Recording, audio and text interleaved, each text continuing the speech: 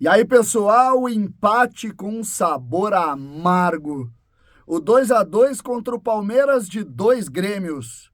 Da estratégia aos erros grosseiros do técnico Renato Portaluppi, que terminou a partida sendo chamado de burro pela torcida do Grêmio.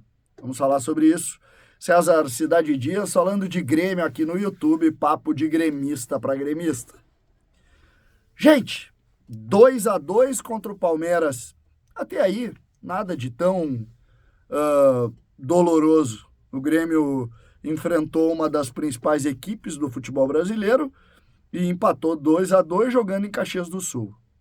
Mas quando a gente coloca ou começa a colocar os ingredientes do jogo, a gente vai vendo que poderia ter sido muito melhor. O Grêmio teve o apoio maciço do torcedor. Mais de 15 mil torcedores do Grêmio estiveram no Centenário, em Caxias do Sul, em uma noite fria de Caxias. O Grêmio montou uma estratégia muito parecida à estratégia do enfrentamento com o Fluminense e criou oportunidades em cima da transição de Edenilson, da transição de Gustavo Nunes e da transição também de Pavon. Chegou ao gol ainda cedo, uma jogada muito rápida de Cristaldo com Gustavo Nunes e Pavon concluiu quase na linha do gol. O Palmeiras tentou se reagrupar ainda no primeiro tempo, criou problemas para o Grêmio, mas o Grêmio com 3 homens no meio campo, com Cristaldo como um articulador e com 2 homens de velocidade, o Grêmio controlava defensivamente e conseguia também criar ações, ficar um pouco com a bola e criar processos no jogo que davam alguma condição de perigo a todo momento para o time de São Paulo. Veio o segundo tempo com uma mudança do Abel Ferreira, que colocou o Mike, avançou um pouco lá direito, dando um pouco mais de espaço para o jovem talentoso Estevão, que foi o grande nome do jogo, criando problemas para o Reinaldo a todo momento. Logo no início do segundo tempo, o Palmeiras perde uma chance clara. O Grêmio se remonta, consegue controlar mais uma vez e tem oportunidades. Uma dessas, uma jogada travada pela esquerda com Gustavo Nunes, pênalti para o Grêmio, pênalti em Cristaldo, ele mesmo bate. 2-0. 2-0 aos 24 minutos do segundo tempo. Acabou o jogo. Acabou o jogo. Mas não. Antes, um pouco do segundo gol, o Renato já tinha tirado o Edenilson, que aparentemente saiu cansado, para a entrada do Galdino. Isso mesmo. Ele tirou um meio-campista e botou o Galdino para tentar seguir na mesma posição. Não deu certo, o Palmeiras só pressionava a essa altura. Mas o Grêmio chega ao segundo gol ainda assim. E aí Renato faz, aos 27, as substituições, ou eu ia falar a substituição, não, mas são as substituições que exterminam o time do Grêmio. Renato monta uma linha de 5 defensiva, colocando o Natan Felipe, e colocando o Rodrigo Caio. O Rodrigo ele sai lesionado e o outro que ele tira é o Cristaldo. Aí, além deles, o Renato coloca o JP Galvão. O Grêmio fica com 2 meio-campistas, apenas com Carbajo e com PP.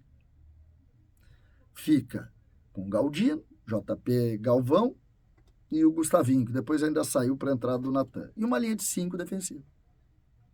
O que acontece? O Palmeiras amassa o Grêmio. Chega ao primeiro gol, uma jogada por onde? Pelo lado esquerdo. Lado esquerdo defensivo, nas costas do Reinaldo, porque o Reinaldo é insuficiente para o Grêmio. Não pode jogar. Não pode jogar. Todas as chances do Palmeiras no jogo foram nas costas do Reinaldo.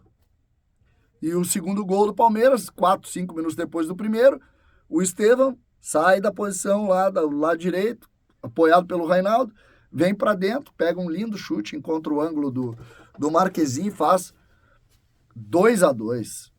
E o Grêmio ainda precisa comemorar, porque faltavam ainda alguns minutos e o Palmeiras dentro da área do Grêmio, porque o Grêmio simplesmente não soube jogar. O Renato destruiu o Grêmio no segundo tempo. destruiu, exterminou com o time do Grêmio no segundo tempo. E o 2-2, que tem um sabor amargo para quem estava ganhando de 2-0, tem um sabor de ponto conquistado quando se lembra dos últimos 5, 6 minutos desse jogo. Essa é a nossa realidade. Individualmente o Grêmio não jogou mal. O Rodrigo ele foi bem, o Kahneman foi bem, o Cristaldo e o Gustavinho jogaram bem.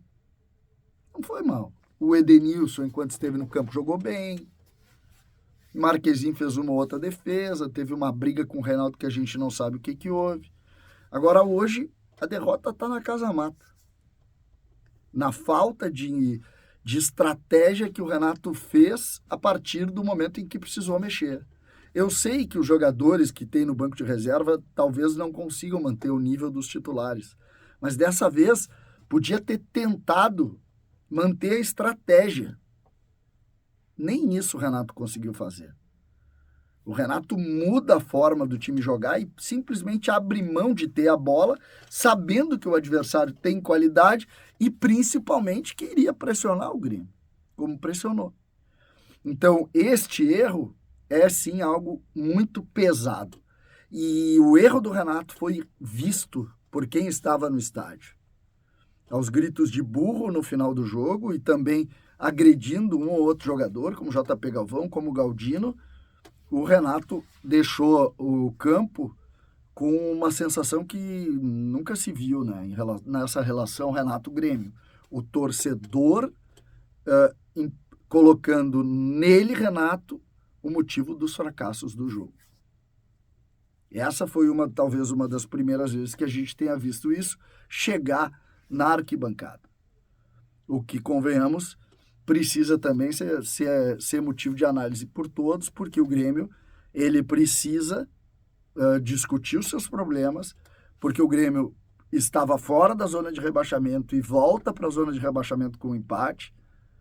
O Corinthians, até agora, por exemplo, eu estou gravando esse vídeo aqui ainda durante o jogo do Corinthians, o Corinthians está ganhando seu jogo, então os problemas estão mais claros na nossa relação.